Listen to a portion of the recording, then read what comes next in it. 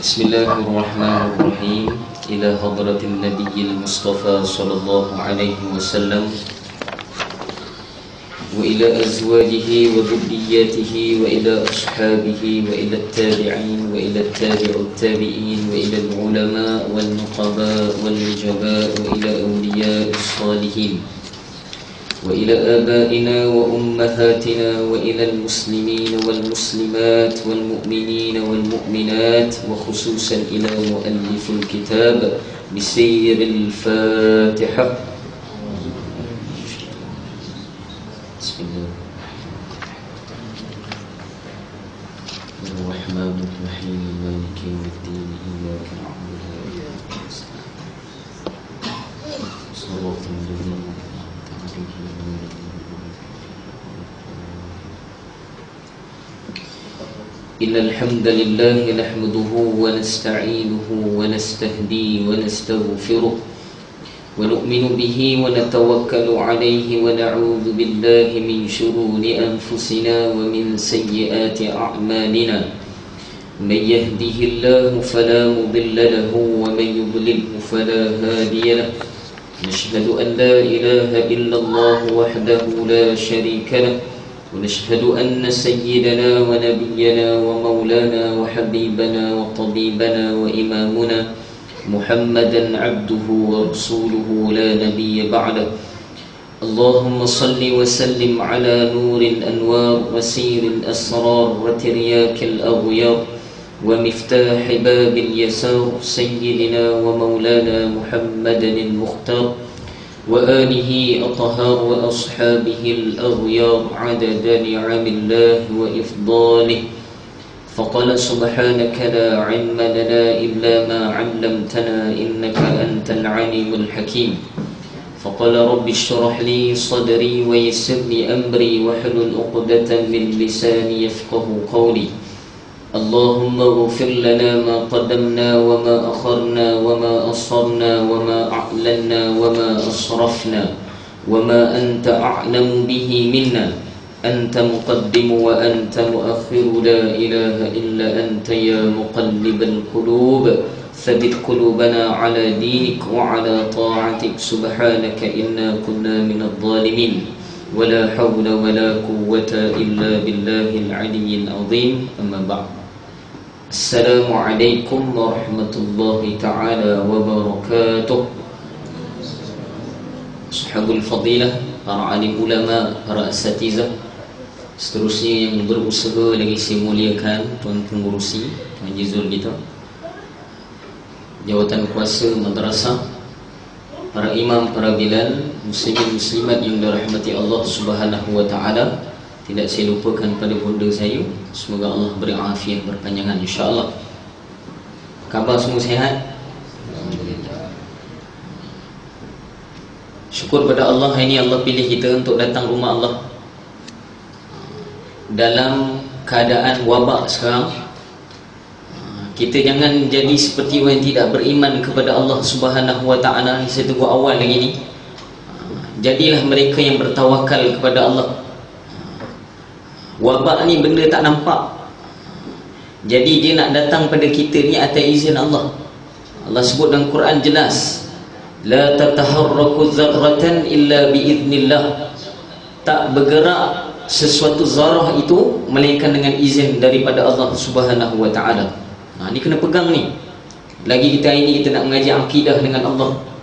Jangan disebabkan wabak ini kita tinggalkan berapa perkara wajib ataupun perkara sunnah bagi Nabi SAW. Nabi sebut dalam hadis yang jelas yang disebutkan kepada Abdullah ibnu Abbas radhiyallahu anhuma. Nabi sebut, ihfadillah yahfadhuka. Kamu jaga Allah, Allah sentiasa jaga kamu. Yakinlah dengan Allah, jangan menjadi macam orang yang tidak beriman pada Allah, menjarakkan diri kita pula daripada rumah Allah, pengajian dan sebagainya. Ya, apa yang telah diberitakan kepada kita ataupun saranan daripada pemerintah kita, kita kena ikut. Akan tetapi tidaklah meletakkan keimanan kita kepada perkara tadi. Kita masih ada Tuhan yang menggerakkan setiap perkara.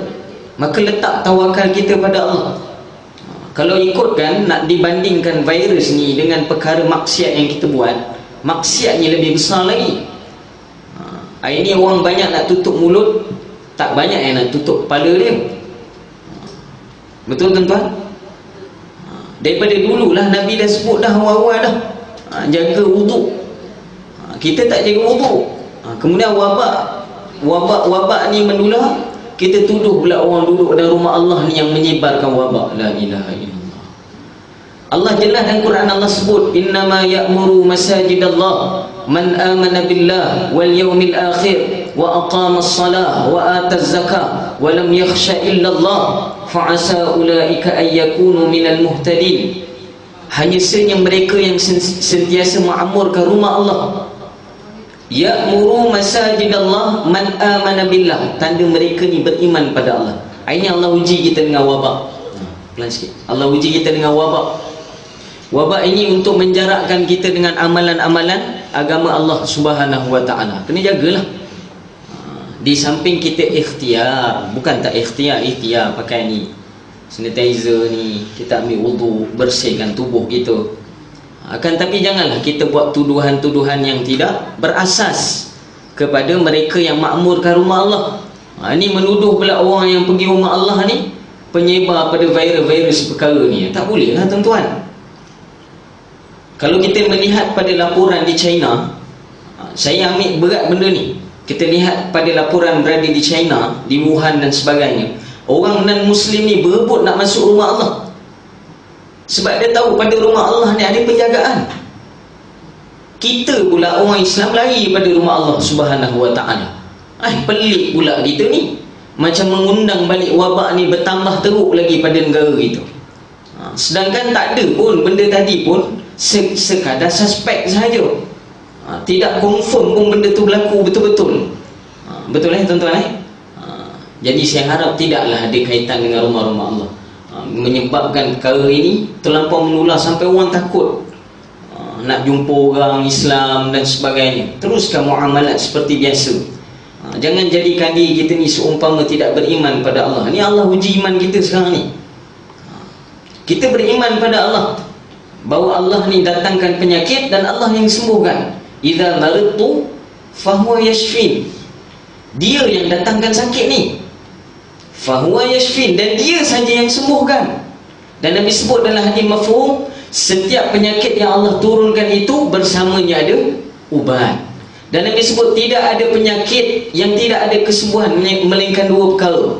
Pertama maut, kedua tua. Tua ni ulama kata bukan pada muka, tua pada umur tu tak boleh ubah dah. Umur dah 60 tak boleh lah nak tukar 30. Tak boleh tuan-tuan. Tak ada amalan. Ustaz boleh tak saya nak minta amalan, saya umur 60 ni nak jadi 30? Tak ada tuan-tuan. Selain daripada itu ada ubat. Boleh? Ni ada majlis besok insya-Allah, event besar ni madrasah kita ni. Janganlah disebabkan perkara-perkara yang kita sendiri tidak pasti perkara tadi. Maka kita yakinlah dengan Allah Subhanahu wa taala. Allah jaga kita. Jangan risau. Jangan kita jual agama, keimanan kita dengan perkara ini. Dan Nabi dah sebut di akhir zaman ni memang banyak wabak. Nak cakap apa? Dan wabak ini pun atas kesalahan kita. Kalau nak cerita wabak ni daripada dulu dah memang ada dah. Cuma kali ni Allah Ta'ala datangkan lebih hebat lagi. Sebab apa? Sebab orang Islam tidak kembali kepada Allah. Janganlah disebabkan wabak ujian yang Allah datangkan kepada kita ni, kita lagi jauh daripada Allah Subhanahu wa ta'ala. Boleh semua tuan-tuan? Perempuan semua boleh? Saya harap di sini kita mengajar akidah yang benar, kita letak keyakinan pada Allah. Mudarat, manfaat daripada Allah Subhanahu wa ta'ala. Kesihatan, kesakitan daripada Allah Subhanahu wa ta'ala. Kita jaga sekadar mampu kita. La yukallifullahu nafsan illa wus'aha. Allah sebut jelas, Allah takkan uji seseorang itu melainkan apa yang dia mampu. Boleh tuan-tuan? Jelas? Tambahan pula ni ada kajian daripada doktor Jerman. Masuk dalam grup, orang tanya bertubi-tubi. Dia kata apa? Bakteria ni kalau dah melekat, COVID-19 ni kalau melekat hampir 8 jam. Ada setengah pandangan kata sampai 3 hari tak boleh hilang. Memanglah penyakit tu memang ada. Tapi untuk datang pada diri kita atas izin siapa? Izin Allah Subhanahu wa ta'ala. Ini bala yang Allah turun ni untuk orang bukan Islam. Jelas dah kita tahu benda tadi. Yang kita ni seperti orang bukan Islam. Kenapa? Ni yang pelik ni. Kita tinggalkan amalan-amalan agama pula. Pelik lah kita ni. Jelas ni. Kalau pun tuan-tuan saya nak tanya, kalau Allah datangkan betul wabak pada kita, kalau saya tak cakap ya, kalau wabak tu datang pada rumah Allah, kita meninggal dalam rumah Allah, sesuai baik ataupun tidak, saya tanya. Baiklah. Perkara tadi daripada kita jatuh dalam longkang, meninggal kat rumah, paling kuat wabak ni datang mati je tuan-tuan. Tu je. Ustaz cakap senang. Tak, saya nak beritahu semua kan, kullu nafsin dha'iqatul maut. Semua akan datang pada maut. Allah jadi musasibul asbab. Allah nak tutup bahawa setiap daripada orang ni akan mati dengan sebab. Maka apa pun terjadi pada kita, kita akan mati. Tak kena wabak pun mati, kena wabak pun mati. Nak pilih mana? Kalau boleh tak kena lah. Itulah. Tapi janganlah kita menjual agama keimanan kita. Boleh semua insyaAllah. Ni hari Jumaat ni kecoh. Tak nak pergi sembahyang Jumaat lah ustaz ni, wabak.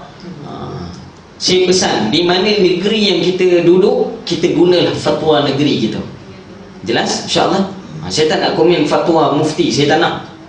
Sebab mereka lebih arif tentang ijtihad yang mereka keluarkan. Kita kena taat. Maka di Kuala Lumpur ni tidak ada fatwa lagi untuk membatalkan solat Jumaat. Dan dibahas oleh para ulama jelas, benda ni belum darurah lagi di tempat kita. Daruriyat tu al-masyaqqah tajlu bi taysir. Kaedah usul fiqh tu belum datang lagi. Dapat tuan-tuan Jadi kita di sini, kita pegang keimanan dengan Allah. Kita jaga Allah, Allah akan jaga kita. Cukup. Bab tu boleh insya-Allah. Tak ada dah rasa ragu dan sebagainya. Ni nak mengajar akidah boleh hantam sikit. Kalau mengaji tasawuf kena lembut sikit. Ni akidah jelas kena sebut. Boleh semua insya-Allah Bismillahirrahmanirrahim. Qala musannif rahimahullahu ta'ala nafa'ana bihi wa bi'ulumihi fid darain amin. Illa anqal, sampai pada muka surat 39. Betul? Belah bawah tu. Itu kita sempat baca 2 baris. Boleh kita sampai kepada syarah. Syarah pada apa? Matan dalam kitab ini Aqidatul Awam yang atas tu. Wa kullu ma ata bihi ar-rasul fahaqquhu taslimu wal qabul. Segala sesuatu yang disampaikan oleh Rasul, maka kewajipannya adalah meyakini dan menerimanya. Syarahnya, umat Islam wajib meyakini dan melaksanakan semua yang dibawa dan disampaikan oleh Rasulullah sallallahu alaihi wasallam, baik berupa perintah, larangan atau hal yang terkait dengan kabar tentang hal-hal ghaib. Maksud dia apa di sini? Setiap perkara yang disebut oleh Nabi, yang dibuat oleh Nabi, ini hadis. Mahwal hadis fi qawlihi wa fi'lihi wa takririhi wa sifatihi Nabi sallallahu alaihi wasallam. Apa yang berkait dengan perkataan Nabi, perbuatan Nabi, diamnya Nabi terhadap sesuatu perkara dan sifat yang terbit daripada tubuh Nabi, semuanya disebut dengan sunnah Rasulullah sallallahu alaihi wasallam. Jelas? Kabar dari Rasul itu sudah termaktub dalam Al-Quran dan hadis-hadis Nabi sallallahu alaihi wasallam. Untuk memahami hadis-hadis Nabi, para ulama telah mempersiapkan peringkat ilmu seperti ilmu mustalah hadis, ilmu rijal hadis dan lain-lain. Apa benda ni ustaz? Mustalah hadis, rijal hadis. Ini ilmu berkaitan dengan ilmu hadis, disebut dengan ulumul hadis. Mustalah hadis ni apa? Menceritakan tentang taraf-taraf ataupun ciri-ciri yang ada di dalam hadis Nabi. Sama ada di hadis sahih, hadis hasan, hadis dhaif ataupun hadis maudhu'. menceritakan tentang hadis mutawatir dan sebagainya. Kemudian tentang rijal hadis. Rijal hadis ni apa? Tentang perawi hadis. Orang yang nak belajar ataupun nak keluarkan fatwa, dia kena mengaji tentang ilmu hadis. Dapat? Mustalah hadis ni tuan-tuan bukan senang. Ilmu mustalah hadis bukan senang. Untuk mengetahui sesuatu ilmu hadis tadi memerlukan masa yang panjang bagi kita. Dan adakah ilmu mustalah hadis ni wajib? Ilmu hadis ni wajib tak mengaji? Tak wajib mengaji. Ni ilmu fardu kifayah. Cukup tuan-tuan Ilmu fardu ni apa dia? 4 perkara. Pertama ilmu tauhid, kedua ilmu fiqh, ketiga ilmu tasawuf, dan keempat ilmu tajwid. Kata Imam Ghazali rahimahullah ta'ala dalam kitab Minhajul Abidin, 4 ilmu ini adalah ilmu wajib. Ilmu hadis tak wajib bagi kita orang awam untuk mengaji. Jelas? Untuk tahu taraf hadis tadi sahih ataupun tidak bukan kewajipan kita. Untuk menilai taraf hadis itu sahih sangat payah tuan-tuan. Dipanggil mentasahihkan hadis itu payah. Memakan masa yang agak panjang untuk mengetahui taraf ilmu hadis. Sebab bukan sikit ilmu mustalah hadis ni. Kata guru kami hampir 80 cabang ilmu hadis. Barulah digelar muhaddisin. Lepas 80 hadis cabang ni pakar, insya-Allah boleh digelar muhaddisin. Jelas Kemudian di dalam ilmu fardu ain wajib yang kita mengaji ni dia, ilmu aqidah. Dan hari ini Allah uji kita. Boleh amal tak boleh amal ilmu akidah ni? Yakin tak yakin Allah Ta'ala ni kudrah? Allah ni bersifat dengan kudrat. Yakin tak Allah ni bersifat dengan sifat ilmun? Yakin tak sekarang ni dengan wabak yang datang ni, kita letak tak keimanan kita ni pada mana? Letak sakit itu pada COVID-19 ke letak pada Allah? Ni kena letak pada diri kita. Jangan tunin jari kat orang pula tuan-tuan. Saya sebut ni bukan kita tak banyak ikhtiar. Kita ikhtiar. Tapi saya lihat keadaan sekarang ni terlampau sangat.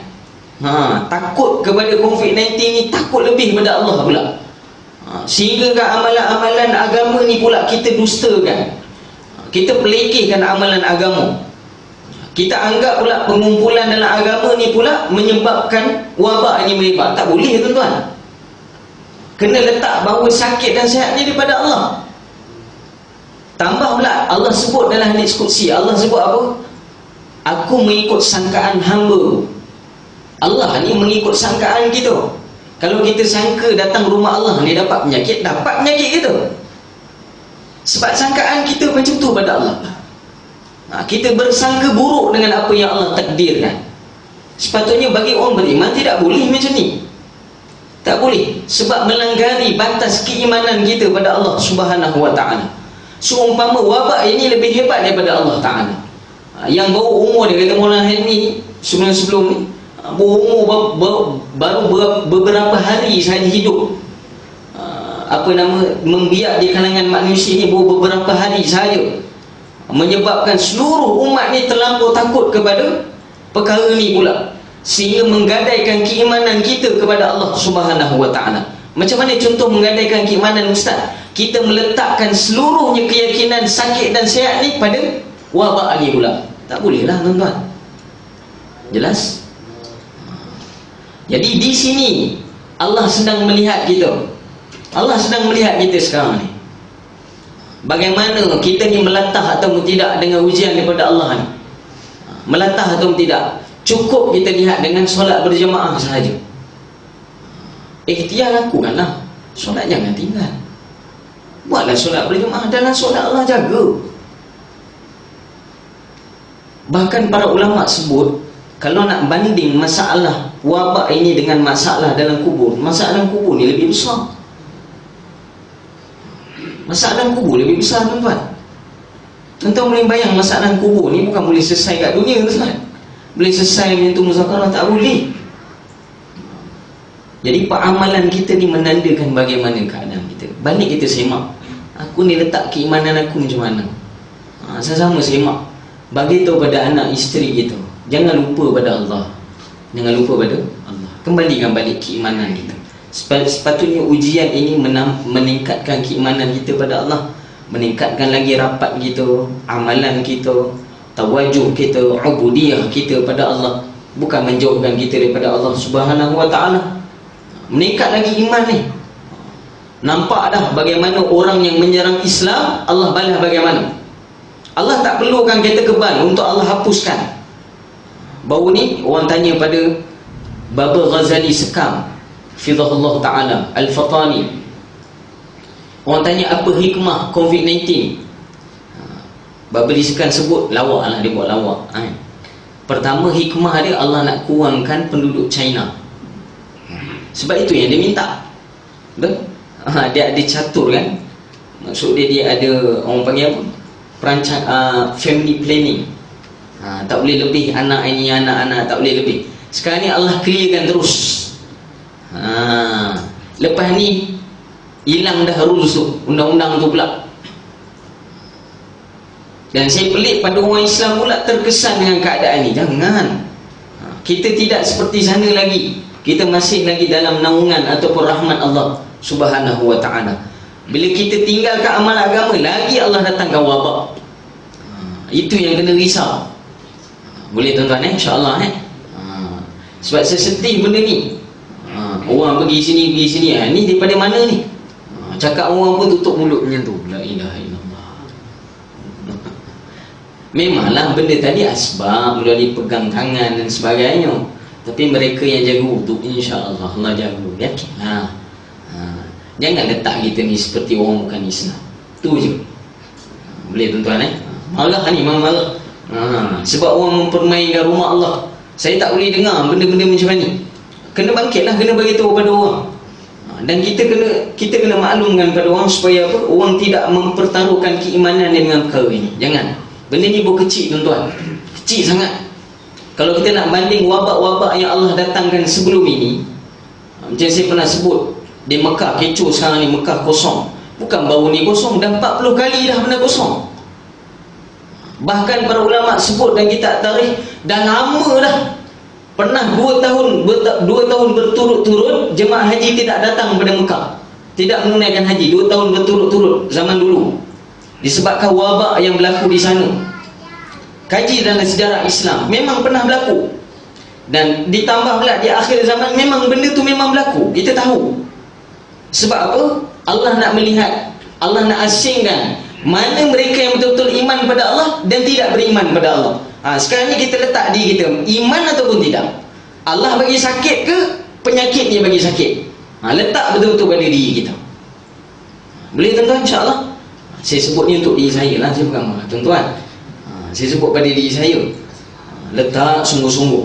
Ikhtiar jalan, bukan saya kata tak perlu ikhtiar. Ikhtiar lah.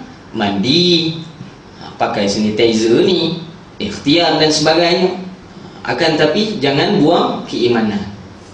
Saya takut, kita khawatir syirik khafi yang ada pada dalam hati kita, syirik yang tersembunyi ini, menyebabkan ketika kita meletakkan keyakinan sakit, sehat ni selain pada Allah, ketika itu Allah datangkan kematian. Di mana tempat kita tuan-tuan? Di sini pertaruhan ini adalah di antara syurga dan neraka. Kena ingat tu. Ketika keimanan telah berada di hujung tanduk ni, sekarang ni orang tengah goyang dengan Allah Ta'ala ni, yakin dengan Allah Ta'ala kurang sekarang ni. Ketika iman kita meyakini selain pada Allah ini boleh datangkan manfaat dan mudarat, kita takut ketika itu Allah take nyawa kita. Wa na'udzubillah min dzalik. Waktu Allah take nyawa meninggal tu, kita yakin selain pada Allah pula. Itu yang takut tu. Dapat tuan-tuan? Jelas? Kemudian, dan dalam rangka menyeleksi validitas suatu hadis. Ini bahasa Indonesia ni. Maksud dia apa? Untuk menilai ataupun meletakkan taraf hadis tadi. Di dalam bab ini disyarahkan sepenuhnya bab pada menyatakan ataupun mensyarahkan bab keyakinan kita kepada Rasulullah sallallahu alaihi wasallam. Pertama yang ditulis oleh ulama di dalam kitab ini, bahawa sesuatu benda yang nak disandarkan pada baginda Nabi perlukan ilmu. Perlukan ilmu. Tadi ada orang hantar video, ada seorang doktor, saya tak tahulah ni fahaman apa pula. Dia kata di dalam Al-Quran Allah sebut Tuhan ni ada dua. Surah An-Nahl ayat 50. Dia kata orang yang belajar, dia akan kata Tuhan ni dua. Orang yang tak belajar, Tuhan ada satu. Pula macam-macam tuan-tuan zaman ni. Lepas tu dia kata ilmu dalam ilmu agama ni tidak boleh faham melainkan kita kena faham tentang bahasa Arab. Dia sebut macam tu. Pertama saya jawab, sebab ada video tu dia jawab.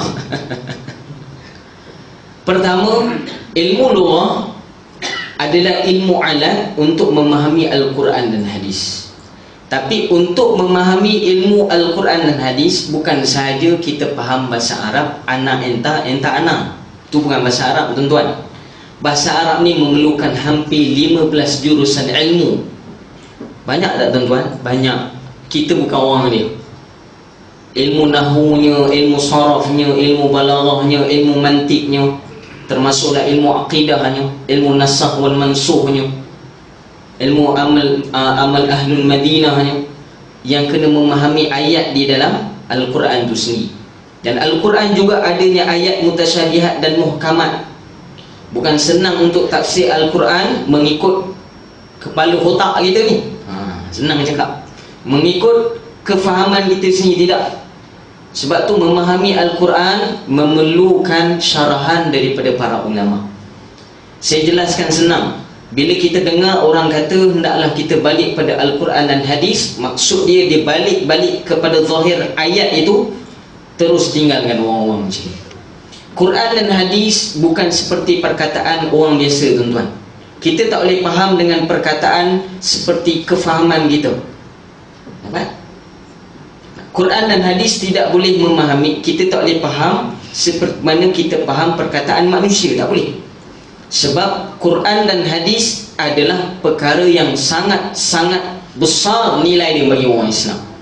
Dan untuk memahami Al-Quran dan hadis perlu kepada syu'bah-syu'bah ilmu yang lengkap. Sebab tu ulama-ulama dia bila mentafsirkan ayat Al-Quran, bukan terjemah, mentafsirkan ayat Al-Quran, dia akan membawa pandangan-pandangan ulama. Sebab apa? Sebab tidak ada seorang pun yang mampu untuk mentafsirkan Al-Quran seperti mana yang dimaksudkan oleh Nabi SAW ataupun Allah Ta'ala sendiri. Dapat tuan-tuan? Maksud dia apa? Kalau kita baca Qul huwallahu ahad, katakanlah wahai Muhammad, Allahu ahad, Allah itu satu. Kalau dalam bidang ilmu aqaid, kita tak boleh sebut satu, kita kena sebut esa. Sebab bila sebut satu, dia berbilang. Maka berbilang ini sifat makhluk. Maka para ulama telah menukarkan makna ayat tadi daripada satu kepada esa. Esa apa maksud esa? Tidak boleh dibilang dengan sesuatu pun. Dan esa tadi membawa kepada satulah. Satu tadi dengan maksud esa, hanya dia saja yang Tuhan, tak ada yang lain. Tiba-tiba adalah pandangan kata Tuhan ada dua. Peliklah kita, Tuhan ada dua pula, dia kata. Melalui ayat Quran tadi. Ayat Quran tu sebut apa? Allah sebut lebih kurang mafhum maksud ayat tadi. Ada di kalangan kita ni yang menjadikan selain pada Allah ini sebagai Tuhan. Maksud dalam ayat ni Allah sebut adalah menjadikan hawa nafsu sebagai Tuhan mereka. Maksud Tuhan di sini adalah ikutan, bukan Tuhan yang menciptakan tadi. Jadi memahami ayat Quran tidak boleh mengikut pada akal ataupun kefahaman orang banyak, tak boleh. Kena mengikut kepada disiplin ilmu. Nampak tuan-tuan? Sebab tu ilmu hadis dan Al-Quran perlu kepada syarah para ulama. Jelas? Dapat? Kemudian dalam hal ini Allah Ta'ala berfirman, A'udzu billahi minasyaitanir rajim, wa ma ataakumur rasul fakhudhuhu wa ma nahakum anhu fantahu wattaqullaha innallaha syadidul iqab. Surah Al-Hasyr ayat 7. Apa yang diberikan oleh Rasul kepada kamu, maka terimalah. Terjemah ni tak tepat. Betul kan tuan-tuan? Wa ma atakumur rasul. Atakumur rasul, para ulama kata apa yang dibawa dan disarankan oleh Nabi, dibawa atau disarankan oleh Rasul kepada kamu, maka terimalah. Dapat? Dan apa yang dilarang bagimu, maka tinggalkan. Wa ma nahakum anhu fantahu. Ayat ini pertama, kebanyakan daripada akhir zaman menggunakan dalil ini untuk mensyirik ataupun membida'ahkan amalan orang lain. Sebenarnya pada syarah para ulama terhadap ayat ini adalah apa sahaja yang dibawa ataupun yang disaran, yang disuruh oleh baginda Nabi SAW, yang perlu disyarahkan oleh para ulama. Kalau kita terjemah mengikut akal kita, apa yang dibawa, kita kata apa yang dilakukan oleh Nabi, kita kena ikut. Tak semua yang dilakukan oleh Nabi kita kena ikut. Pertama, Nabi menerima wahyu. Kita boleh terima wahyu tak? Kata Imam Fakhruddin Ar-Razi, ada 5 jenis sunnah. Ada kala sunnah ini haram diikut, ada sunnah makruh diikut, ada sunnah yang harus diikut, ada sunnah yang sunat diikut, dan ada sunnah yang wajib diikut. Apa yang sunnah diharam oleh ikut? Menerima wahyu. Sunnah juga menerima wahyu, betul? Nabi terima wahyu, sunnah tak? Sunnah. Sebab benda tadi berlaku pada Nabi. Maka adakah kita perlu menerima wahyu? Tidak. Para ulama kata, Imam Fakhruddin Ar-Razi meletakkan ini adalah sunnah haram bagi umat. Pertama. Yang kedua, antara sunnah haram juga bernikah 9. Ini khususiat untuk Nabi. Adakah Nabi berlawanan dengan ayat Quran yang Allah sebut, "Dahlah kamu nikah 1"? Betul? Saya tak nak syarah yang panjang tu lah. Kita bagi umat kita ini jelas dalam Quran hanya 4 sahaja. Tapi sunnah baginda Nabi, Nabi buat 9. Adakah sunnah ini perlu ikut? Tidak. Bahas ulama. Jelas? Antara sunnah baginda Nabi juga para ulama kata yang haram diikuti adalah ada kalanya tubuh baginda Nabi ini boleh meninggi dan rendah. Di dalam Syama'il Muhammadiyah disyarah oleh Maulana Zakaria di dalam kitab Khasa'il Nabawi fi Syarhi Syama'il Muhammadi, disebut Nabi ini kalau berada di khalayak ramai, tubuh Nabi ini akan menjadi paling tinggi di antara sahabat yang lain. Kalau Nabi bersama dengan sahabat yang tinggi, Nabi akan nampak sedang elok dengan dia. So dia sedang elok tinggi. Antara sahabat yang tinggi para ulama sebut adalah Sayyidina Abu Sufyan radhiyallahu anhu. Abu Sufyan dalam riwayat kata tinggi dia 3,5 meter. Tinggi tak tuan-tuan? Tinggi. Kalau naik unta, kaki boleh jejak tanah. Sangat tinggi para ulama kata. Sayyidina Umar dari riwayat 3 meter tinggi dia. Abdullah bin Ubay, ketua para munafikin, pun tinggi dia 3 meter. Dan Nabi kalau berada di samping sahabat yang rendah di kalangan sahabat. Siapa yang di kalangan sahabat yang rendah? Antara dia Sayyidina Bilal radhiyallahu anhu. Bilal antara orang yang rendah. Nabi kalau berada dengan Bilal, Nabi senang-senang elok. Ini mukjizat baginda Nabi sallallahu alaihi wasallam. Dan Nabi juga Allah beri khususiat pada Nabi. Nabi tidak mempunyai bayang. Nabi tidak ada bayang. Disebut di dalam kitab Khasa'il Nabawiyah syarah para ulama, dituliskan Nabi ini kalau berjalan Nabi tidak mempunyai bayang. Syarah ulama sebab apa? Sebab orang kafir ini kalau dia tak dapat Nabi, dia kata kalau aku tak dapat hina Nabi, tak dapat pijak Nabi, tak dapat pukul Nabi, dapat pijak bayang pun jadi, dia kata. Tapi cari bayang Nabi tak ada. Bahasa ulama sebab apa? Pertama, sebab diri baginda Nabi itu adalah nur, cahaya. Cahaya matahari dan cahaya baginda Nabi SAW, nur, cahaya dan cahaya tidak menghasilkan bayang. Itu bahasa ulama yang pertama. Yang kedua, sebab apa Nabi tidak punya bayang? Sebab pada tubuh Nabi ini, diri Nabi ini, setiap tempat yang Nabi pergi akan ada awan yang naungi Nabi. menyebabkan tidak ada bayang bagi baginda Nabi sallallahu alaihi wasallam. Pandangan yang kuat kata apa? Nabi ini adalah nur. Syarah guru kami Syekh Husni Genting, kalau dibandingkan Nabi ini dengan cahaya Nabi ini dengan cahaya matahari, lebih terang cahaya baginda Nabi sallallahu alaihi wasallam. Sebab itulah mukadimah saya selalu sebut dalam selawat Nuriyah, Allahumma salli wa sallim ala nurin anwar. Nurin anwar. Nabi ini adalah cahaya di antara cahaya-cahaya yang ada. Nabi adalah nur. Dapat tuan-tuan? Dan dari riwayat mengatakan Nabi ini, para ulama kata jelas nampak pada tubuh Nabi ini, disebut dalam riwayat setiap daripada anggota tubuh Nabi ada cahaya. Ada sahabat yang melihat cahaya Nabi berada pada hidung sewaktu Nabi doa perang Badar. Nabi doa perang Badar, dari riwayat Nabi angkat tangan macam ni. Perang Badar tinggi Nabi angkat. Para ulama kata terlihat daripada jauh. Sahabat kata aku melihat seumpama hidung Nabi ini besar, sebab cahaya yang keluar daripada hidung baginda Nabi sallallahu alaihi wasallam. Nabi adalah nur. Dan disebut juga, dibahas oleh ulama, rambut Nabi yang ada pada artifak sekarang ni, yang kita pergi tengok rambut Nabi, macam mana nak mengesahkan rambut Nabi? Dia adalah rambut baginda Nabi sallallahu alaihi wasallam. Antara ulama sebut, nak tahu rambut Nabi ini kalau kamu suruh tidak ada bayang.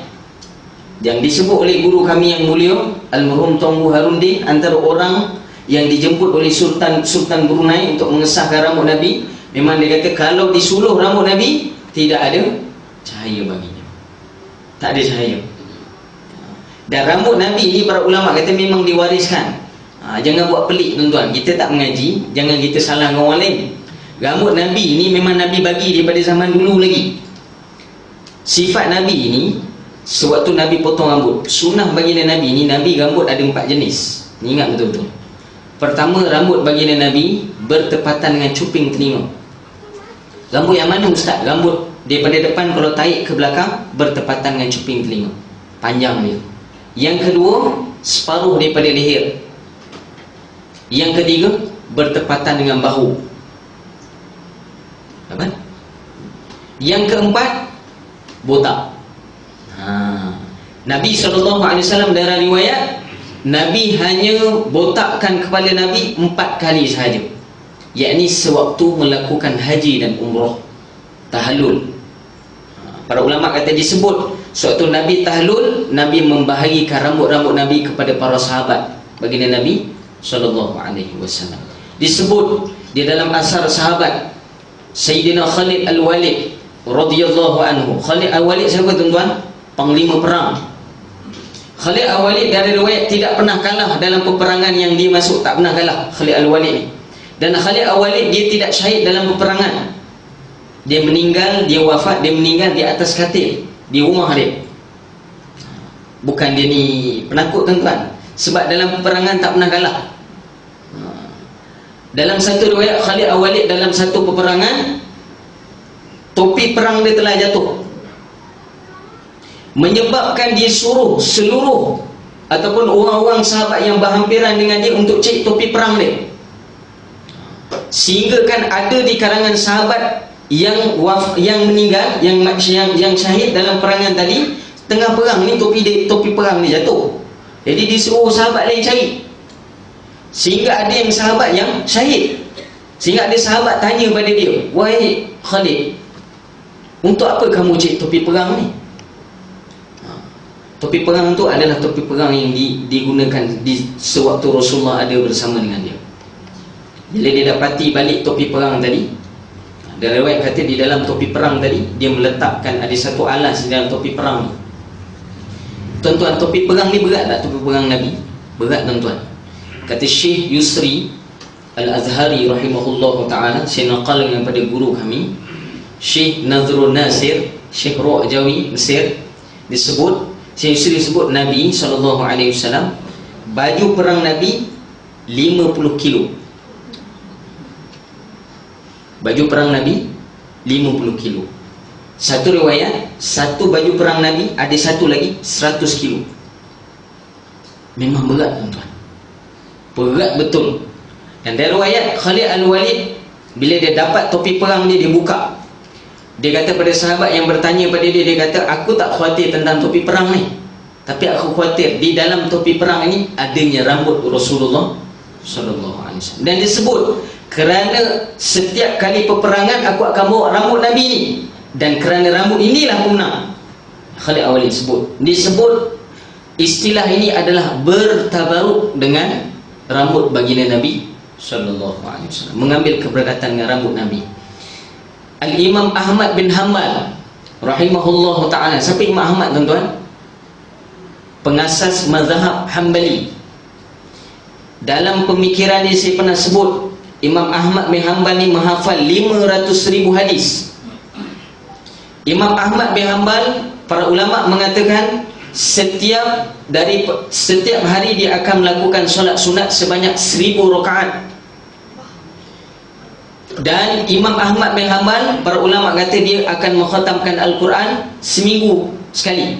Maknanya sehari 1/7 pada Al-Quran dia akan baca. Ni Imam Ahmad bin Hanbal. Imam Ahmad bin Hanbal, dari riwayat dia telah diwariskan ataupun telah diberikan, dia ada simpan 3 helai rambut baginda Nabi SAW. Dan dalam manaqib Imam Ahmad bin Hanbal yang diriwayatkan oleh guru-guru kami, bahawa Imam Ahmad bin Hanbal ni pernah berwasiat pada anak-anak murid dia bahawa rambut ini tidak boleh orang ambil daripada dia. Dia pesan, bila aku wafat, aku meninggal nanti, tolong masukkan rambut Nabi ini ke dalam mulut aku suatu wafat nanti. Ini Imam Ahmad bin Hanbal. Kenapa saya sebut cerita ni? Sebab ada orang kata Nabi ini tidak boleh memberi manfaat dan mudarat pada kita. Ya, kita pegang bahawa Allah Ta'ala yang beri manfaat dan mudarat, tapi jangan letak Nabi ini seperti kita. Nabi ni, tuan-tuan, Rasulullah sallallahu alaihi wasallam ni, dia special. Khairul khalqihi, sebaik-baik penciptaan. Sehingga dalam riwayat mengatakan, para ulama sebut Allah tidak akan ciptakan dunia ini bukan kerana Muhammad sallallahu alaihi wasallam. Dan dalam riwayat juga disebutkan bahawa Nabi Adam alaihi salam diampunkan oleh Allah Ta'ala. Saya pernah sebutkan riwayat ini dulu di dalam kitab Qisasul Anbiya dan sebagainya. Banyak riwayat bahawa Nabi Adam AS telah diampunkan oleh Allah Ta'ala. Sebab apa? Sebab menyebut nama Rasulullah sallallahu alaihi wasallam. Ustaz, macam mana Nabi Adam tahu Rasulullah ni ada? Cerita dia panjang lah, tuan-tuan. Sebab Nabi Adam AS disebut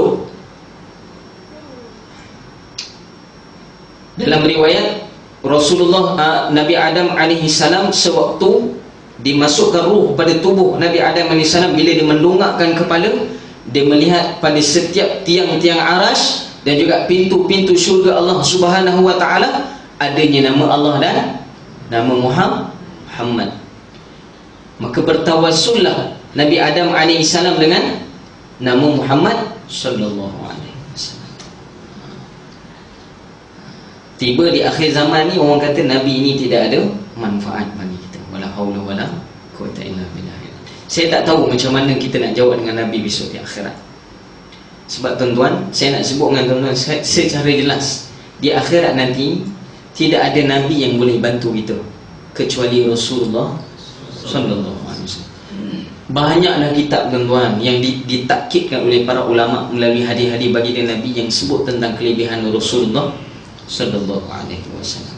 Pada tubuh Nabi pun ada keberkatan. Sehingga dari riwayat kata, satu selendang baginda Nabi sallallahu alaihi wasallam yang menempel walaupun 2 saat, ulama kata kalau dibandingkan dunia dan sisinya tak ada harga. Tak ada harga. Bau menempel saja. Ini adalah bau dibahaskan, bau tubuh baginda Nabi sallallahu alaihi wasallam. Dan dalam riwayat juga ada seorang sahabat. Riwayat ini jelas, kita pernah dengar. Yang sahabat ini mana diperintah oleh Nabi untuk buang darah bekam Nabi sallallahu alaihi wasallam. Nabi sebut pada dia apa? Kamu tanam di tempat orang tak nampak, ataupun kamu tanam tempat ini di kawasan orang yang tidak lalu. Maka sahabat ni buat apa, tuan-tuan? Ada 4 riwayat Dia pandangan ulama ada 4 riwayat sahabat yang berbeza. Semuanya minum darah baginda Nabi sallallahu alaihi wasallam. Sehingga Nabi sebut apa?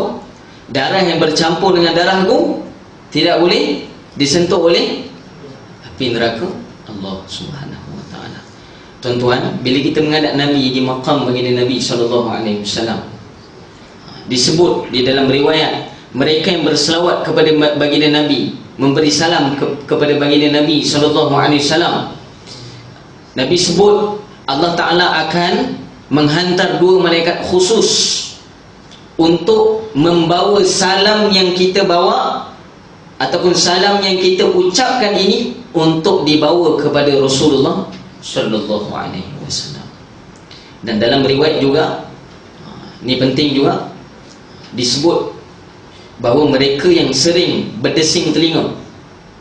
Berdesing tu tuan-tuan, para ulama kata sunat bagi kita untuk berselawat kepada Rasulullah sallallahu alaihi wasallam. Sebab apa? Kata guru kami, ada riwayat mengatakan perkara ini disebut tak oleh ulama, disebut di beberapa kitab tentang, antara kitab Asy-Syifa yang menceritakan tentang kelebihan Rasulullah sallallahu alaihi wasallam. Orang yang berdesing telinga dia apabila dia berselawat kepada baginda Nabi sallallahu alaihi wasallam, kenapa kena selawat? Sebab ketika itu para ulama kata nama dia disebut oleh Rasulullah sallallahu alaihi wasallam. Ustaz, Nabi boleh sebut ke? Kan Nabi dalam makam la ilaha illallah.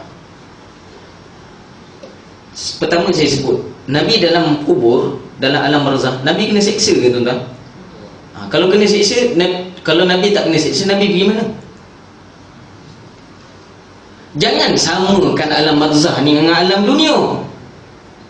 Satu hari di akhirat, 1000 tahun dunia, itu pun tak boleh fikir. Cuba syarah dengan saya, berapa banyak?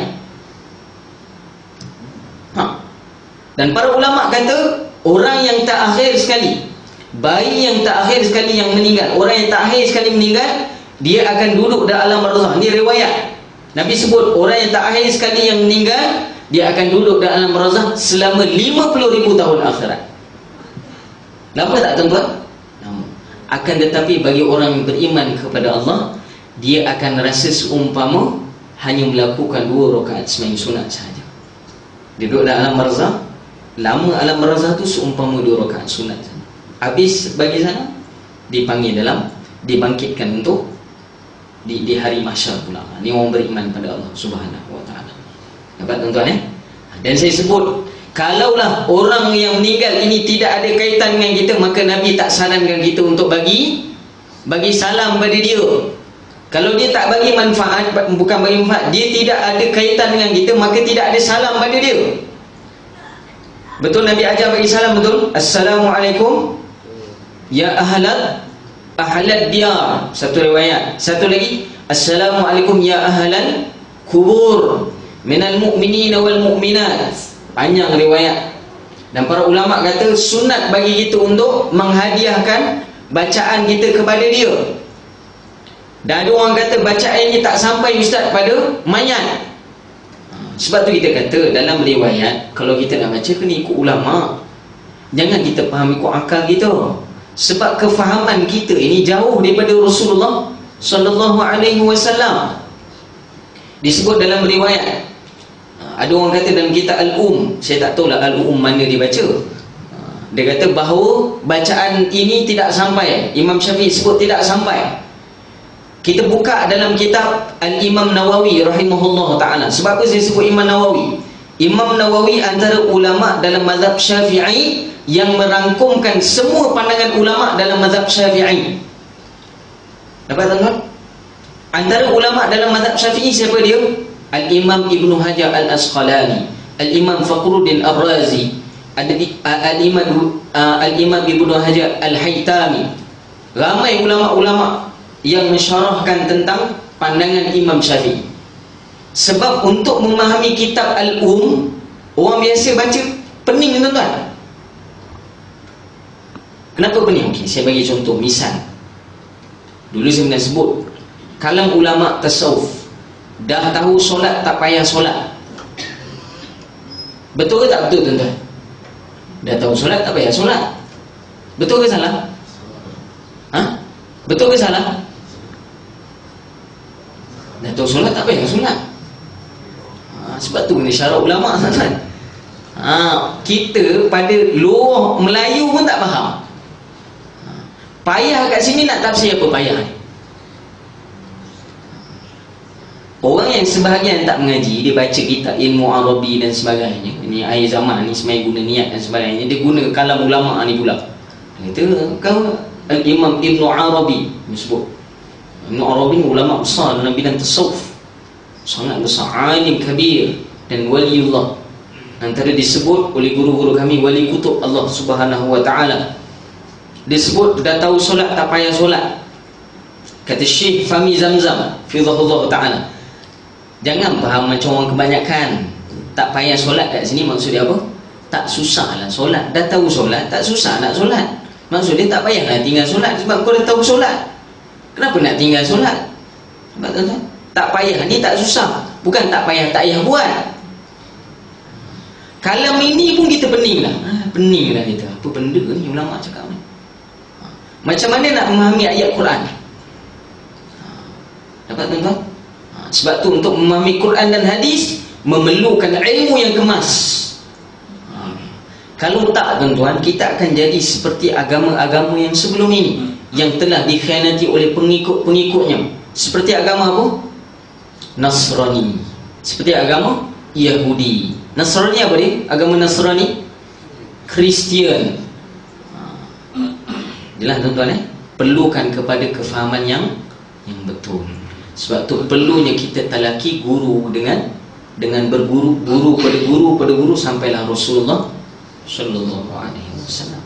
So semua benda yang Nabi buat, para ulama kata dibahas oleh ulama adalah sunnah baginda Nabi sallallahu alaihi wasallam. Dan dalam tabaqat sunnah ini pun kita kena faham, bukan semua sunnah yang kita kena ikut. Ada sunnah yang disaran oleh Nabi, barulah kita boleh ikut. Nampak? Dan di sini dibahas oleh para ulama bahawa tidak ada jalan lain. Seorang tadi dia nak berjaya, tidak boleh jalan lain melainkan jalan Rasulullah sallallahu alaihi wasallam. Satu orang yang dia solat tapi dia tak nak ikut Nabi. Sebagai contoh golongan anti hadis. Dia kata saya lihat dalam Al-Quran tidak ada disebutkan solat 5 waktu. Memang tak jumpa lah tuan-tuan. Sebab kita tak faham Al-Quran seperti mana para ulama faham, seperti mana para sahabat faham. Sahabat pun tuan-tuan nak faham Al-Quran, dia perlu kepada, dan bukan semua sahabat yang pakar dalam Al-Quran. Antara orang yang paling faham dalam Al-Quran di kalangan sahabat, seorang saja ulama bahas yang pakar dalam Al-Quran. Siapa? Abdullah bin Abbas radhiyallahu anhu. Dan tak semua orang di kalangan sahabat yang boleh keluarkan fatwa. Tak semua sahabat boleh keluarkan fatwa. Antara sahabat yang boleh keluarkan fatwa siapa dia? Abdullah bin Umar radhiyallahu anhu. Abdullah bin Umar radhiyallahu anhu antara rujukan, paling banyak rujukan Imam Syafi'i.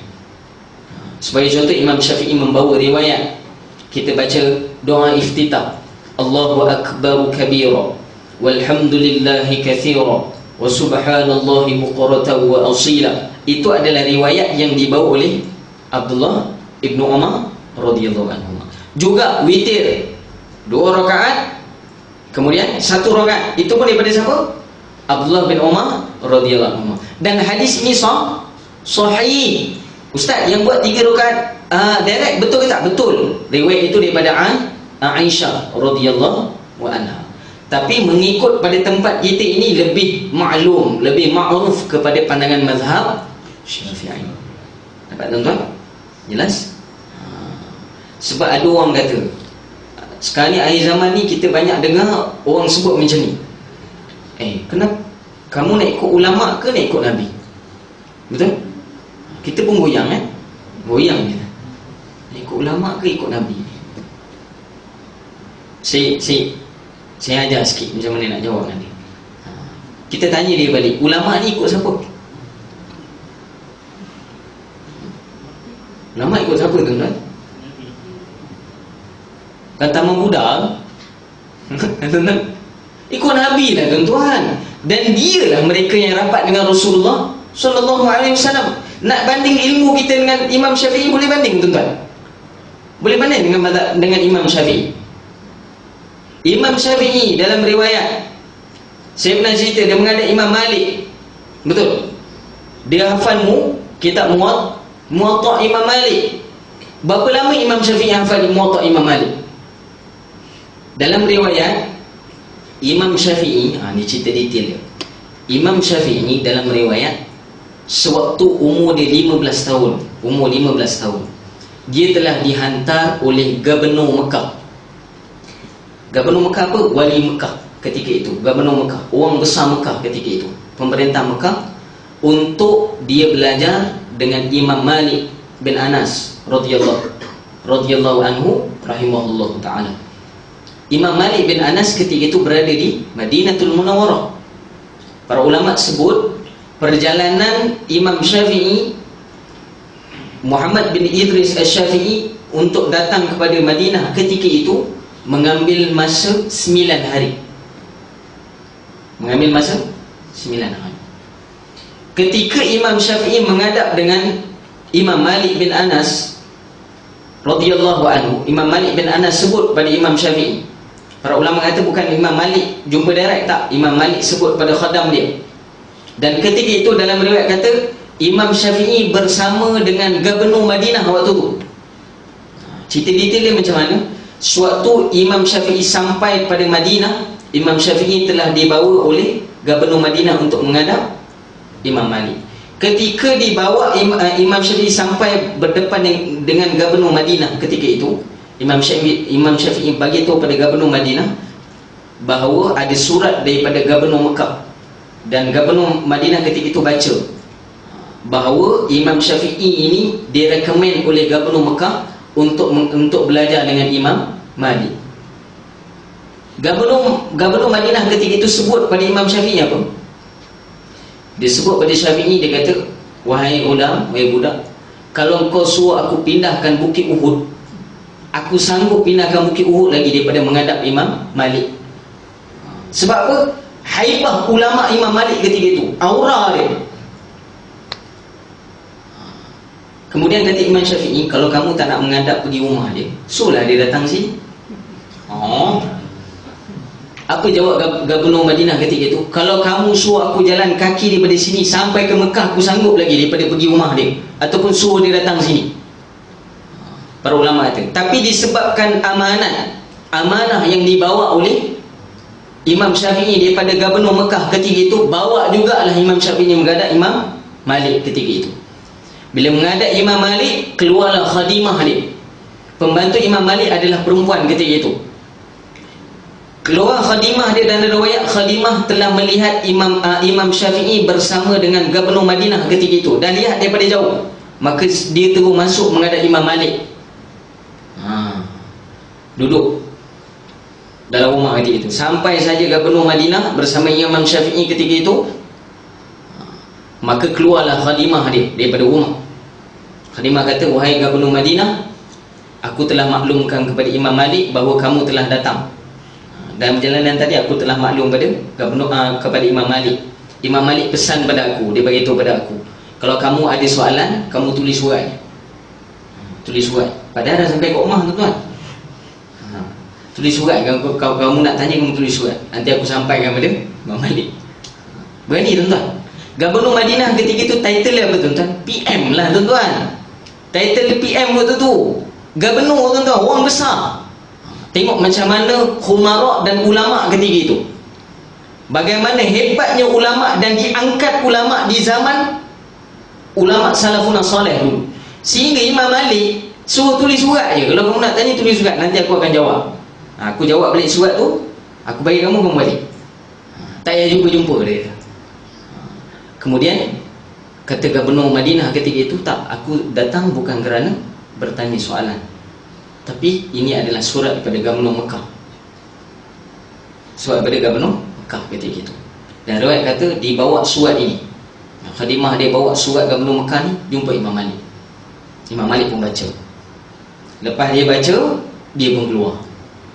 Ketika itu dari riwayat kata Imam Syafi'i tidak berada bersama dengan Gubernur Madinah waktu tu. Dia berada di luar rumah. Masuk dalam kawasan rumah waktu tu. Dia berada di luar rumah, menjaga adab ketika itu. Dan riwayat kata ketika Imam Malik membaca surat, dia telah membaling surat Gubernur Mekah depan Gubernur Madinah tuan-tuan. Ada beran tuan-tuan, saya tak balik. Balik sebab apa? Sebab dia kata orang ni nak mengaji ilmu perlu rekomen gubernur ke? Maksud dia perlu ada kabel ke? Lebih kurang macam tu lah kan. Kena ada rekomen daripada gubernur ke untuk mengaji dengan aku? Dia buang. Dan riwayat kata ketika itu terus Imam Syafi'i masuk ke dalam rumah. Para ulama kata bila Imam Syafi'i masuk, terus Imam Malik melihat dengan mata kepala dia muka Imam Syafi'i, luh kemarahan dia. Sebab apa? Imam Syafi'i adalah keturunan daripada keturunan Rasulullah sallallahu alaihi wasallam.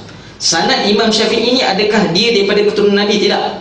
Dia adalah daripada keturunan pakcik Nabi, Abbas radhiyallahu anhu. Maknanya dia keturunan Abdullah bin Abbas radhiyallahu anhu. Keturunan pakcik baginda Nabi sallallahu alaihi wasallam. Turun marah Imam Malik bin Anas bila melihat Imam Syafi'i. Perkataan pertama Imam Malik pada Imam Syafi'i apa? Ittaqullah, takutlah kamu pada Allah. Dia pesan pada Imam Syafi'i pertama yang tu. Kemudian dia kata apa? Wahai Syafi'i, kalau kamu nak mengaji dengan aku, kamu pergilah balik baca dulu Muwatta. Daripada riwayat inilah Imam Syafi'i sebut pada Imam Malik, Muwatta sudah aku hafal wahai Imam Malik. Dalam riwayat guru kami sebut apa dia? Imam Syafi'i tidak hafal di Mekah. Imam Syafi'i hafal dalam masa 9 hari perjalanan dia daripada Mekah menuju pada Madinah. 9 hari tuan-tuan hafal Muwatta. Tuan-tuan tahu Muwatta ni tebal mana? Pergi carilah nanti tuan-tuan. Saya tak nak cerita, tuan-tuan tengok sini Muwatta ni tebal mana. Imam Syafi'i sebut pada Imam Malik, Muwatta dah ada kat sini wahai Imam. Baru menghadap guru. Saya tanya kat sini, siapa dah hafal kitab ni? Cuma menghadap saya. Jangan sebutlah ustaz, sebab ustaz pun tak hafal.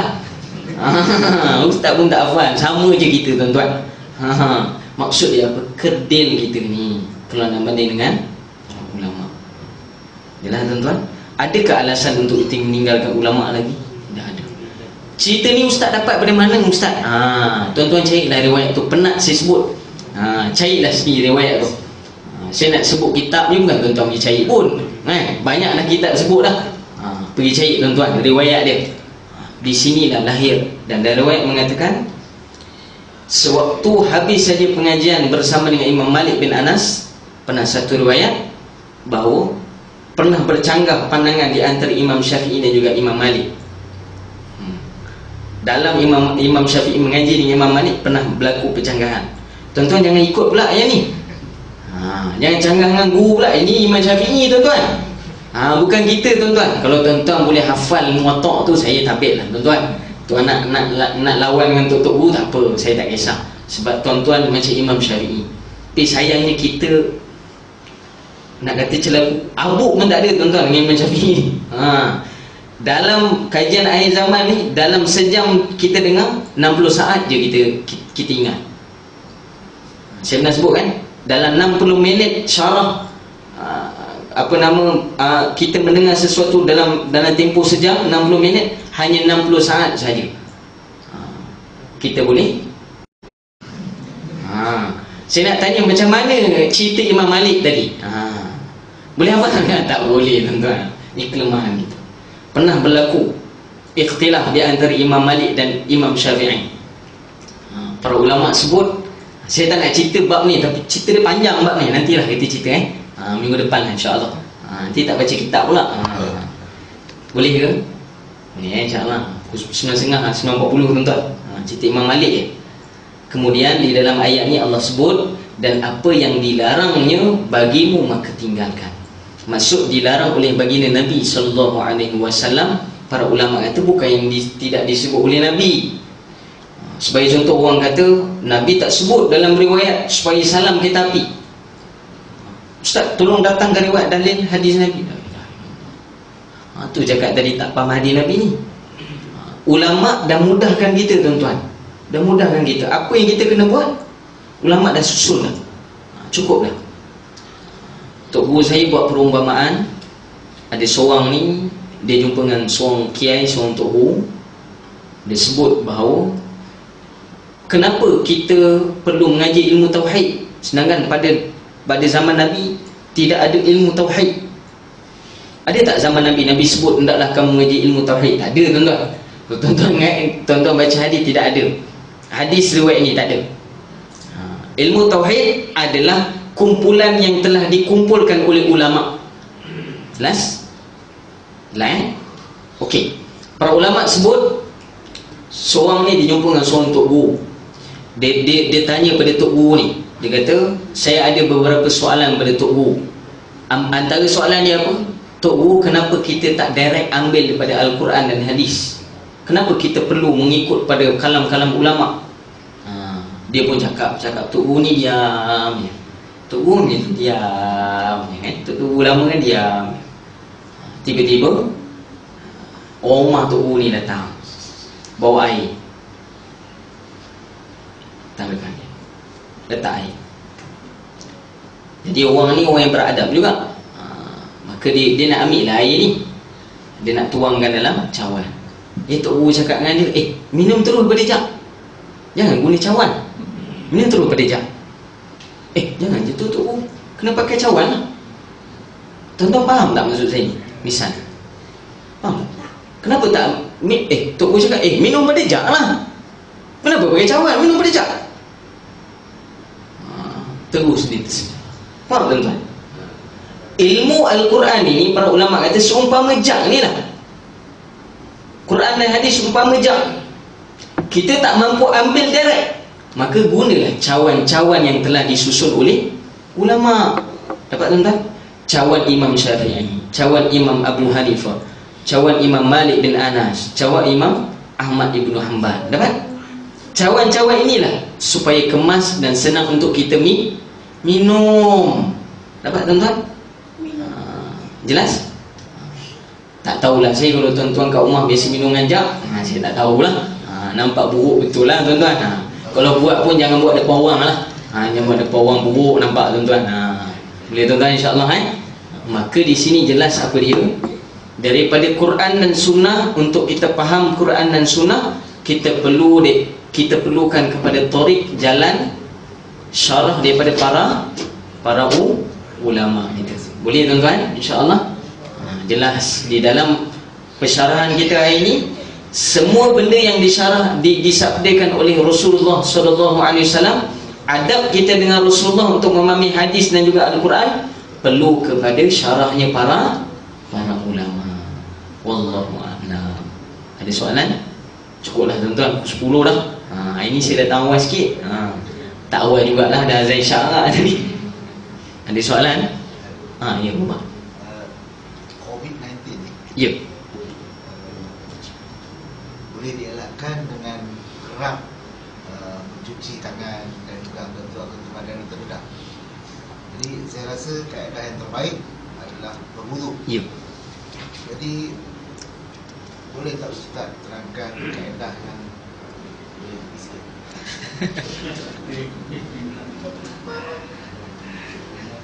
Boleh tak Ustaz terangkan, tapi ini agak panjang sikit, detail macam mana air sembahyang yang Rasulullah ambil supaya jadi panduan kita untuk mengelakkan COVID-19 ini. Kita Betul. Okey. Untuk jawapan ni sebenarnya dah ada dalam rakaman kita. Ingat lagi Bapa, dulu kita pernah syarah dalam kitab Bidayatul Hidayah bagaimana wuduk yang sebenar. Tapi saya tunjukkan juga kaedah yang betul menurut baginda Nabi SAW. Pertama, wuduk ini akan berkesan. Pertama sekali, kaedah semua saya yakin kaifiat cara dia tuan-tuan dah tahu dah. Betul Saya boleh tak saya pergi pada hakikat wuduk yang mencapai kepada keselamatan yang seperti mana yang disebut oleh para ulama dan disebut juga disabdakan oleh Rasulullah SAW adalah berkaitan dengan keyakinan kita terhadap wuduk itu sendiri. Para ulama sebut bagaimana kepentingan wuduk ini boleh mengesahkan solat, begitu jugalah wuduk ni juga boleh menjaga diri kita. Maka wuduk yang betul, pertama para ulama kata sebelum kita nak mengambil wuduk dengan sempurna, kena tanam dalam diri kita, dalam hati kita ini, berwuduk yang kita ambil ini adalah wuduk seperti mana yang diajarkan oleh Rasulullah yang boleh menjaga diri kita. Ini kenapa wuduk tidak boleh memberi manfaat pada kita, sebab apa? Sebab kita tak yakin dengan amalan wuduk yang kita ambil. Kaedah yang betul para ulama ajarkan adalah, pertama, adab dia adalah cuci tangan, tuan-tuan. Cuci tangan ni tapak tangan. Sunnah baginda Nabi SAW, ikut boleh, tuan-tuan. Saya ulang balik lah boleh. Pertama, cuci tangan dulu. Dan pastikan kuku pendek, tuan-tuan. Boleh? Kalau kuku tak pendek, tuan-tuan, pastikan air mengalir di dalam kuku itu. Ustaz, saya takutlah Ustaz, kat pilih air tu takut ada COVID-19. Ni yang masalah ni, tuan-tuan. Jangan sangka-sangka, bahaya, tuan-tuan. Pertama, kena yakin dengan wuduk tu sendiri. Pertama, basuh. Ni adalah sunat. Dan para ulama mengatakan sunnah kita mengambil wuduk bermula daripada bahagian atas. Bahagian atas. Pertama ambil, letakkan daripada atas dulu. Sapukan. Dapat? Menurut mazhab Syafi'i, ni kena jaga ni. Ni selalu lupa ni kita ni. Kenapalah aku semayang tak usyuk-usyuk ni? Yalah, tak sampai sini. Ambil macam ni je. Tepek-tepek je, macam sapu bedak. Pertama letak daripada atas. Ingat lagi saya ajar wuduk, letak daripada atas, kemudian sapu. Kata guru saya, seperti yang dibuat oleh Abdullah bin Umar radhiyallahu anhuma, walaupun dalam perbuatan wuduk dia dahulukan belah kanan. Dahulukan belah kanan, sebab di dalam kanan ini ada barakah. Boleh pada kanan, tolak. Baik, tuan-tuan. Jelas? Dan bila kita menyapu, jangan angkat, tuan-tuan. Bila angkat, maka dia jadi air mustakmal. Dia tak jadi lagi air mutlak. Jangan angkat, tolak. Dapat? Daripada atas, tolak ke tepi, bawa ke bawah, kemudian tolak ke atas. Satu. Kemudian dua. Kemudian tangan bagaimana kaedah yang betul? Nabi menuang. Istilah dalam kitab lama menuang begini. Dapat? Satu. Kemudian sini. Dapat? Satu. Sini. Dapat? Ni. Macam tayang ni. Sampai ujung ni jari. Dapat? Sunnah dah ajar dulu, tuan-tuan. Ni. Selalu kita lupa ni kan. Jangan macam ni, tuan-tuan. Ini main kuda kepang, tuan-tuan. Macam ni. Salah Ustaz? Tak salah, boleh buat, tak salah. Tapi menyalahi sunnah. Menyalahi sunnah dosa? Tak dapat pahala lah. Dan manfaat dia kurang. Maka menuang begini. Dapat? Sama, 3 kali. Dan saya sarankan kalau boleh, bila saat lalu, jangan tuan-tuan lalu yang macam tu, tuan-tuan. Sekali, lepas dulu. Sekali, bokeh 3 kali. Kalau macam ni sekali, tuan-tuan. Dapat? Dapat. Kemudian sini pula. Dapat? Sama, perkara yang sama. Kemudian bahagian kepala, kalau mazhab Syafi'i cukup 3 helai. Tapi di dalam sunnah yang diajarkan oleh guru kami, ambil air, renjeskan dulu. Buka air kena sapu kat kepala, tuan-tuan. Sop macam tu, kuyup habis. Ingat, tuan-tuan, ambil, letak dulu, tolak dan tarik. Boleh? Dapat? Jelas? Kemudian kata guru kami, bahagian telinga sama juga, buatlah seperti biasa yang kita buat, ataupun cukup yang saya buat macam ni. Baki ni buat telinga. Dapat? Dapat tak? Sedih lah. Boleh? Video tak nampak, Ustaz. Kena datang lah kuliah. Tak apa, saya duduk. Boleh nampak saya ni? Nampak? Guru saya ajar adalah kaedah yang betul. 1 memang, 2, kemudian kaedah 3, asingkan 3 jari. Tolak. Maka jari ni kita tak pakai ni. Inilah pakai telinga. Dapat? Telinga sunat. Telinga jangan banyak tuan-tuan, nanti ada penyakit. Memang disebut dalam kitab, kalau telinga kita kerap lembab, dia akan berlaku apa? Fungus dalam ni. Kita akan cepat gatal. Jap gatal. Maka cukup sikit saja. Kemudian baki ni, belakang ni, sapukan di tengkuk. Dapat? Dapat? 1 2, kemudian 3. Tak je.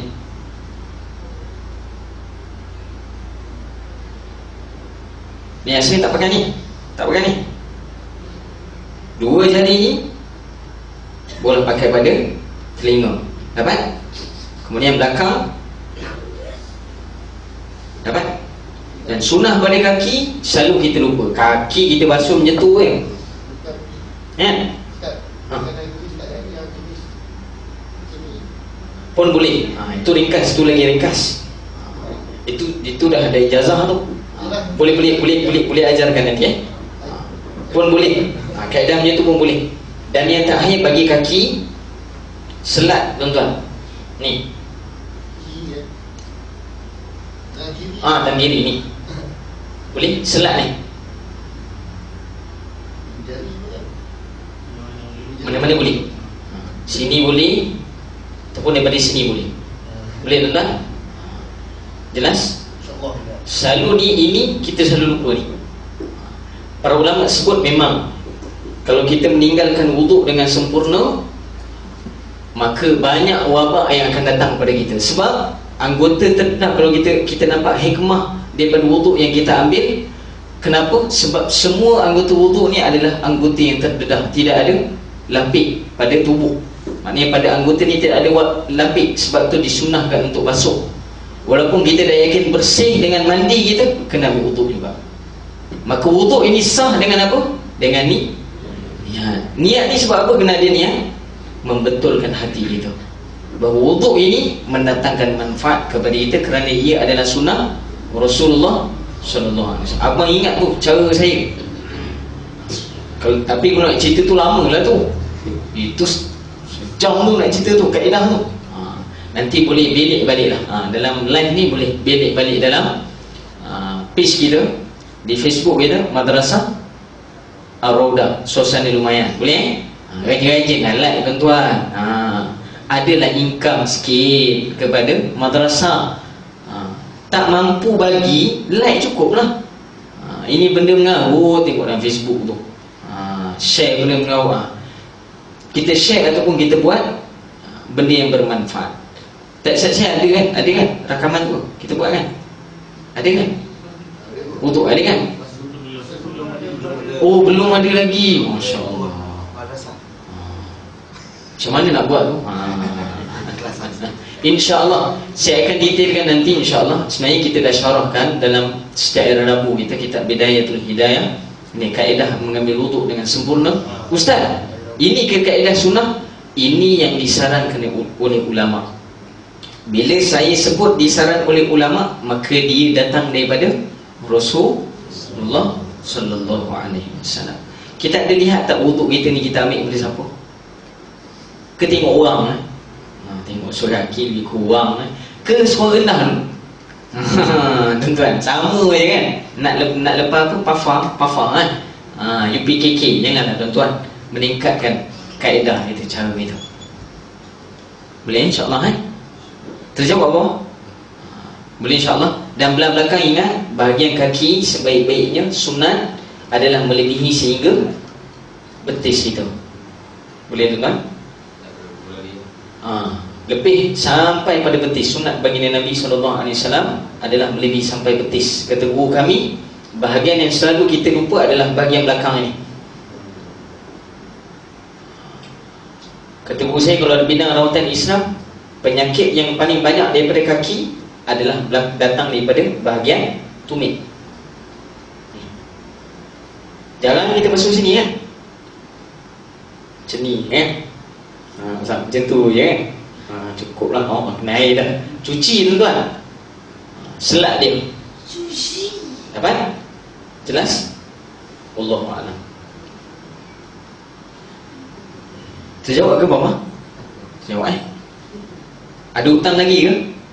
Tak ada hutang lah Wallahu a'lam. Ada soalan lain?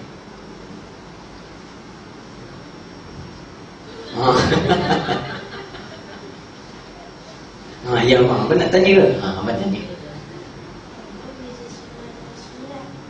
Apa beza sunnah dan sunat? Ini kalau tanya pakcik-pakcik pun tak boleh jawab ni. Apa beza sunnah dan sunat? Beza dia ejaan dia. Sunat adalah dalam hukum. Dalam hukum kita sebut dengan sunat. Kalau dalam bidang fiqh kita sebut dia dengan sunat. Maka di dalam kaedah ilmu ilmu hadis kita sebut dia sunnah. Sunat dan sunnah benda berbeza Sunat jangan kita ingat sunat tu adalah sunnah. Tak semua sunat itu adalah sunnah.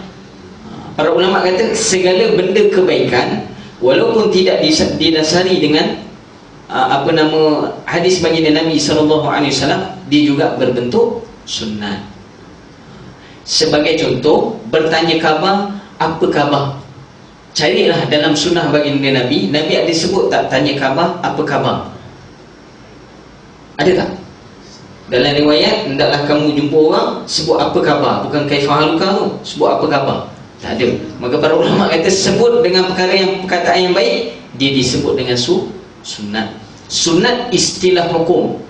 Dik tinggi dik, kau tanya dia dik. Ustaz pun lupa kau yang tanya. Beza dia tak banyak. Sunat ni benda yang boleh buat. Sunat buat dapat pahala, tak buat rugi tuan-tuan. Betul? Mana dia tak ada apa-apa, tak buat rugi lah. Yang buat tak ada apa-apa, tak buat tak ada apa-apa tu harus. Okey, makruh. Buat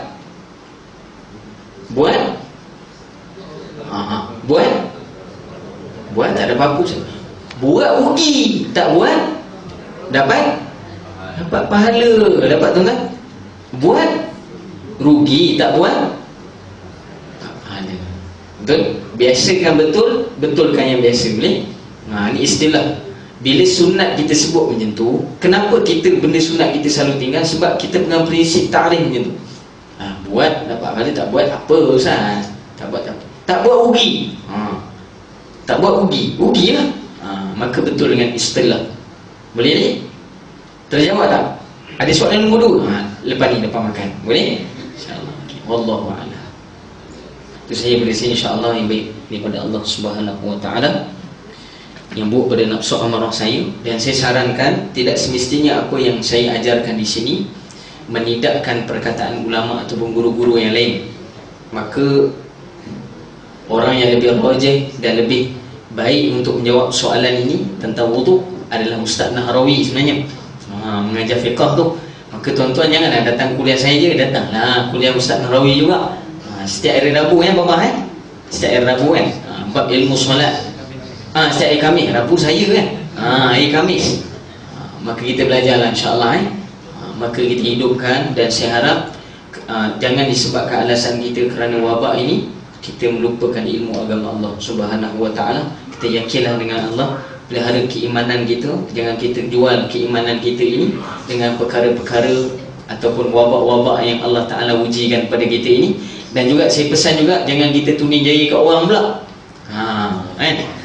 Ini pergi ni tak boleh ni datang ni. Jangan tuan-tuan. InsyaAllah orang yang menjaga urusan agama dia, maka Allah akan jaga urusan dia. Boleh semua insyaAllah. Wallahu a'lam. Yang baik semua pada Allah, yang buruk pada nafsu amarah saya mohon maaf terkasar bahasa, kekurangan daripada saya. Apa yang kita dengar pada hari ini, semoga Allah beri kuatan pada kita untuk kita amalkan. Amin i'tibar dan sampaikan insyaAllah. Bismillahirrahmanirrahim.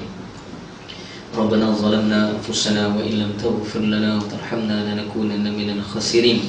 اللهم أرنا الحق حقا وارزقنا اتباعه وأرنا الباطل باطلا وارزقنا اجتنابه اللهم أعنا على ذكرك وشكرك وحسن عبادتك اللهم ربنا آتنا في الدنيا حسنة وفي الآخرة حسنة وقنا عذاب النار صلى الله على سيدنا محمد وعلى آله وصحبه أجمعين والحمد لله رب العالمين وبالله التوفيق والهداية والسلام عليكم ورحمة الله تعالى وبركاته.